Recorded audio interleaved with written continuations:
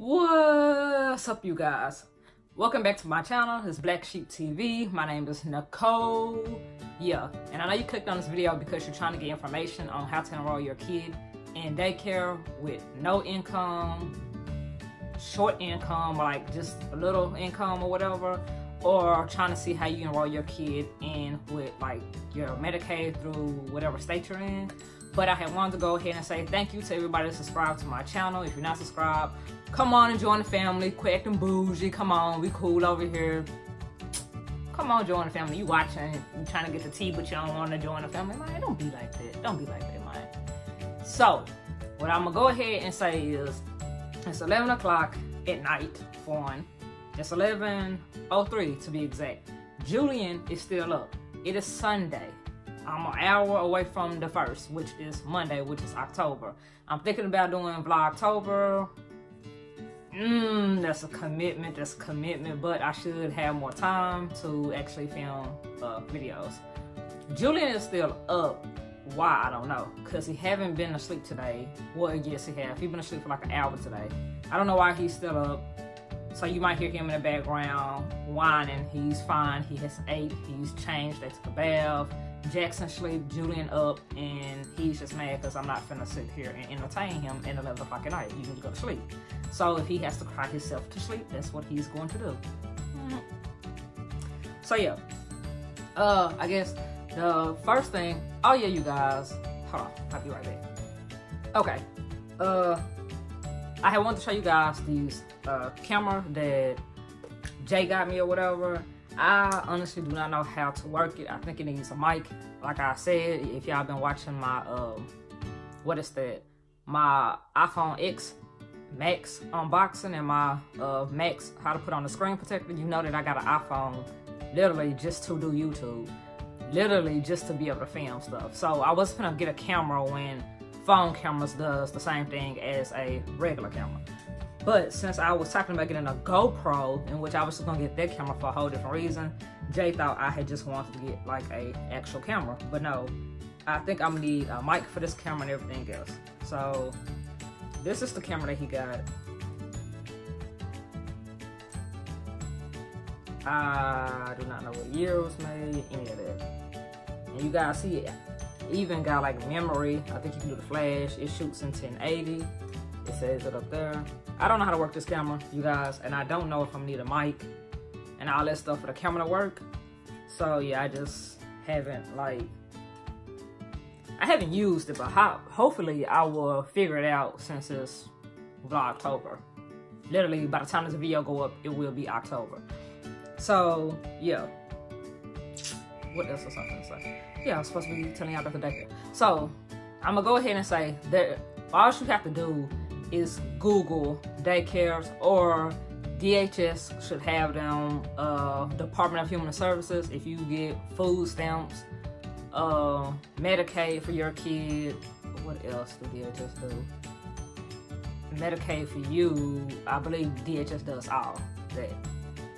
Oh yeah, and T is called, from what I learned, because I have a friend in Texas and I have a friend in Georgia, T is called different things.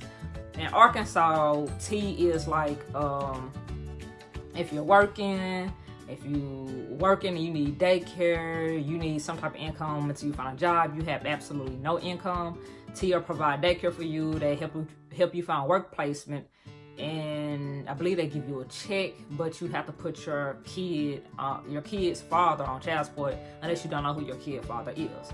So those are some of the ways that you can figure out how to, well, what should I say? Those are some of the ways that you can figure out local, what is that called?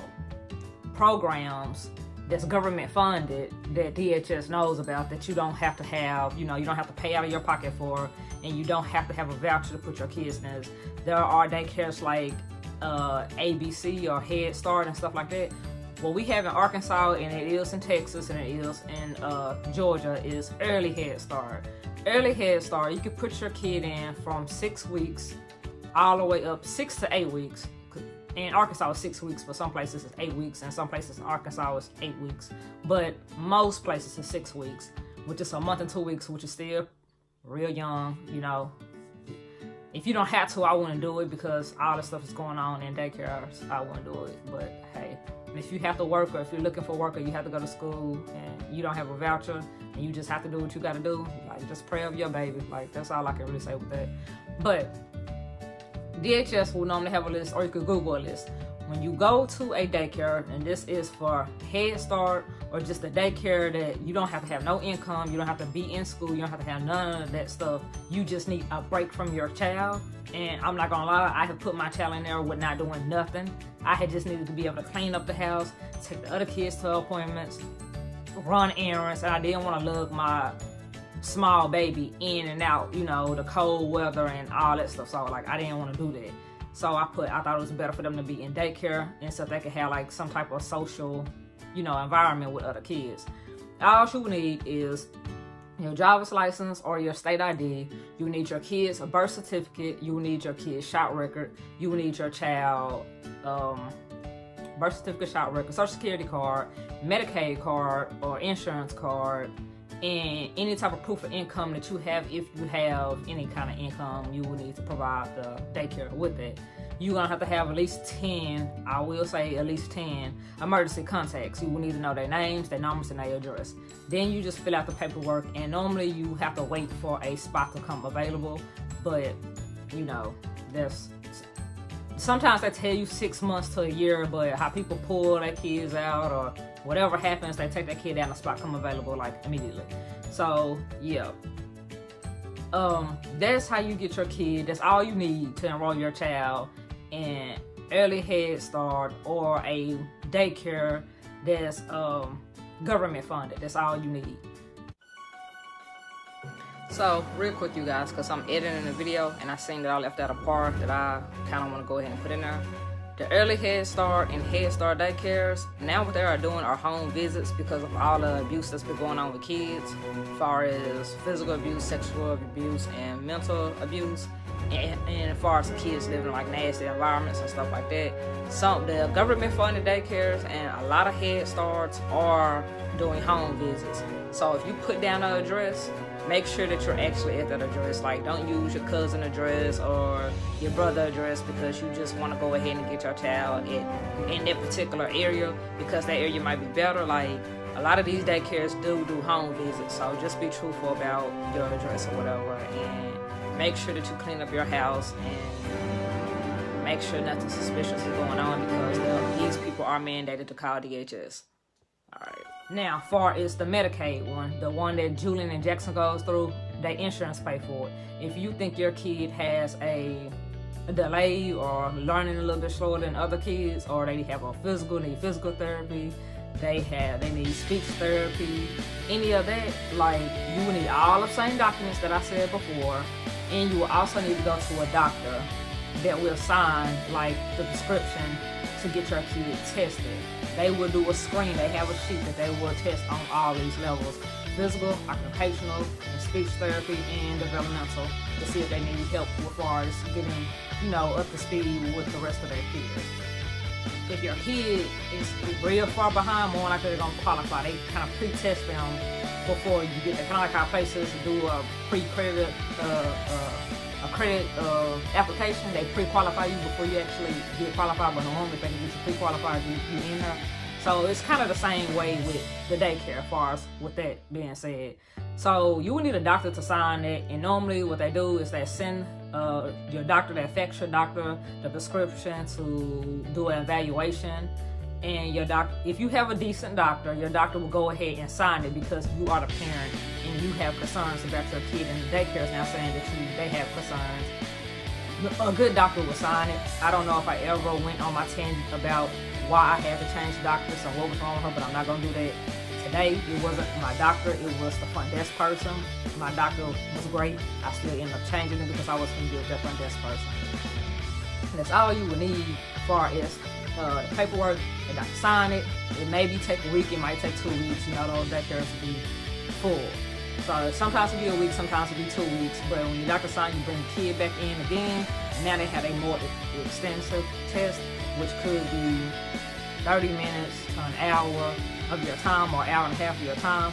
Some daycares, like the one Jackson and Julian went to, they actually just let you drop your kid off at daycare for the whole day. Like they test them, and then at the end of the day, they tell you, well, we was able to do this and see this and see that. And if they couldn't get all their testing in, because again, they have to test, 4 different people have to test it, and then they have to go on a different test and test them again on the same stuff, and then they have to get information from you on what they're doing in more detail, so you have to fill out paperwork.